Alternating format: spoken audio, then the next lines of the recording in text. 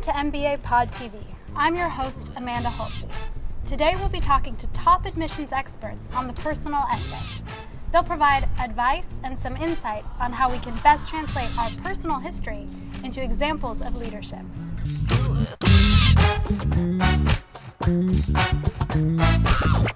Betsy Massar is founder of Master Admissions, an organization that helps business school candidates gain entry into some of the top business schools. Of course, getting started can be an overwhelming process. Let's hear what Betsy has to say about writing the first line. I tell students to take a look at the essays when they come out, when they're published, or even look at last year's essays, because those questions are pretty much asking the same thing, which is why you, why now, why the MBA. Have them look at the phrasing of the questions and then read them and then do nothing. Go live the rest of your life for at least a couple of weeks or months. Once you've already read the question, it's in your head. So go off, do other things, and then suddenly you'll find yourself bumping into a situation where you'll go, oh my gosh, that question is relevant to this situation. Kate Casolaro is a communications consultant living in the Bay Area who will begin a full-time MBA program at the University of Michigan's Ross School of Business in the fall. So Kate, what was your first step in writing these essays, and how did you get the ball rolling? I started actually by sitting down one afternoon and writing a chronology of my professional life, starting from my college and my decisions to major in American culture and to focus on multidisciplinary education when I was in college, and then talked through all the major decisions I had made in my career to the present. And as I did that, stories began to come out, and the document ended up being about 6 pages long in the end, and it turned into a wonderful database for me to tap into, and then I was able to narrow it down and focus in on certain points. Often we hear students complain that they have no idea what in their life history would be meaningful to an admissions committee. What are some ideas that you might have for them? First, when students go back through their history, everything is fair game. They should go back and look at both influences, that is, things that have happened to them that they may not have had a lot of control over, and choices, that is, decisions that they have made along the way that may have turned out to be turning points in their career. One of the mistakes that students make, especially in regard to their professional backgrounds, is they describe them in terms of what they've done. Someone's in a consulting field and they're around the same age, they have a kind of similar education background, then probably what they've done in terms of project work is going to look very similar. But it's when they start to tell us about what they've learned, how they reflect on their experiences, so thinking about making a mistake and how that influenced their career choices, having a strong success in an area and what that taught them about what they'd like to do later on. Those kind of reflections and analysis or insight can really make one person coming from a common field like consulting totally different than another person with a very similar background, even potentially at the same firm in the same job function. Now, not everyone has been the leader of a team or earned some big fancy title, but we've all experienced leadership. You don't have to have a title or a corner office or be head even of a work group to be a leader. We see people who have stood up for perhaps an unpopular position. They've really made a stand and they've been really passionate about something. They've expressed themselves with heart and they've been able to influence others and in fact lead others. I worked with a student. She was based in Japan. She was an English teacher in Japan. She didn't have any real work experience in an office, and she wanted to get her MBA and her master's in film from NYU. So we had to go back and go through all of her history as to where she showed up and where she showed leadership in her university days or in stuff that she actually did as an English teacher in Japan.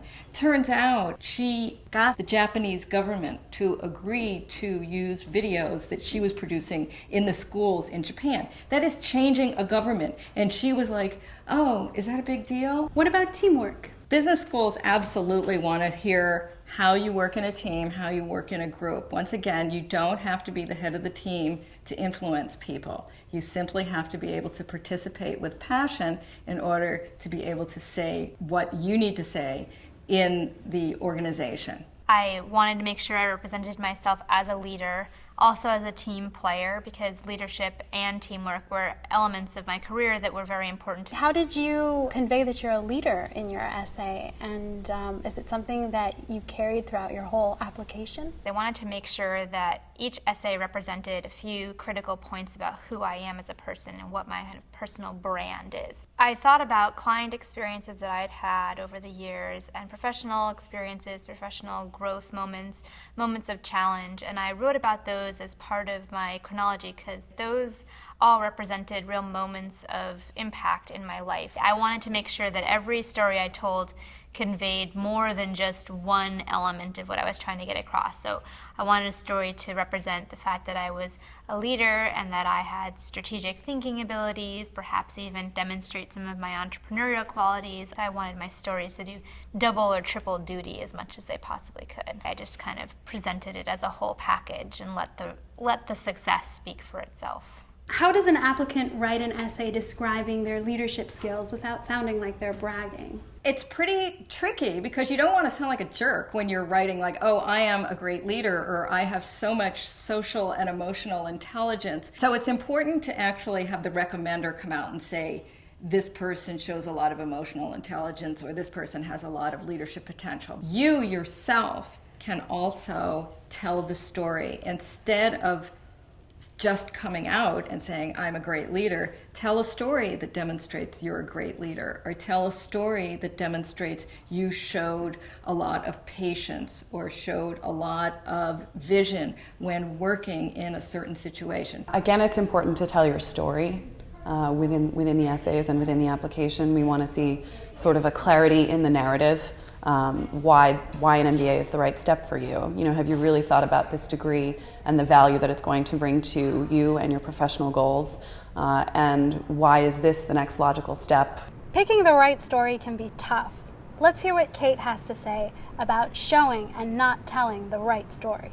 I picked stories and occasions throughout my career where my story would illuminate for the admissions committee the fact that I was a leader, I was a strategic thinker without having to say it. So if it was a case of me and my team leading a client to have an article placed in a Wall Street Journal, you know, the end goal, the end result of that achievement spoke for itself in terms of the process that went into it. And I, of course, illuminated that process as well. What kind of person provided the most helpful advice? I had friends and family that were confidants, editors, sounding boards, and I also worked with an admissions consultant who was a wonderful person to help me contextualize the work that I was doing. She helped me in the very beginning stages and the very end stages of my essays to frame sort of the bigger picture ideas that I was talking about, and then when the essays were written, she was one of the final set of eyes on it because she's seen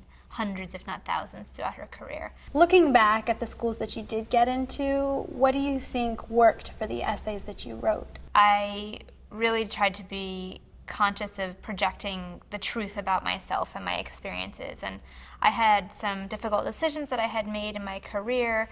I also had some stories about my personal life that I wanted to share that I thought helped illuminate who I was as a person and helped explain my professional interests and drives. At first, wasn't quite sure if that would be an appropriate forum because there's this sense that you have to always keep your stories, relating to business in some way, or they have to be demonstrative of your work experience. But I think that the two essays in the end that I was most proud of were essays where I really showed a little bit of who I was beyond that work or professional experience, and where I also showed a little bit of my vulnerabilities or weaknesses without necessarily being prompted to talk about those, but talking about my evolution and growth as a person and how that had informed my professional decisions that I had made. Just like its applicants, each school has its own personality. Let's hear what Betsy has to say about writing your essay for a particular school.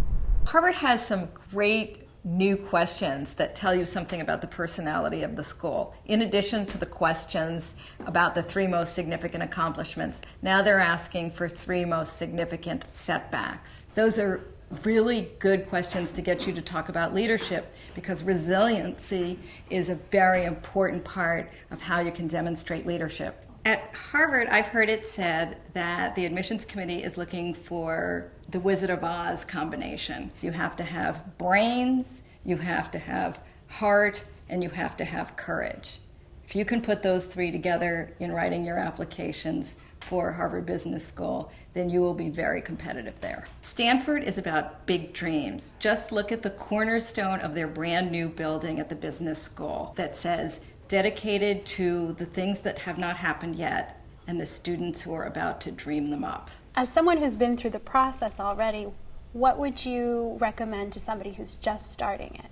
First of all, hang in there. It's a really grueling process, but you're going to get through it. Just remember to breathe and constantly remind yourself of the end goal and why you're doing this. And here I am a year later, and the reward was great for me. So if you really just keep your eye on the prize, you'll get there.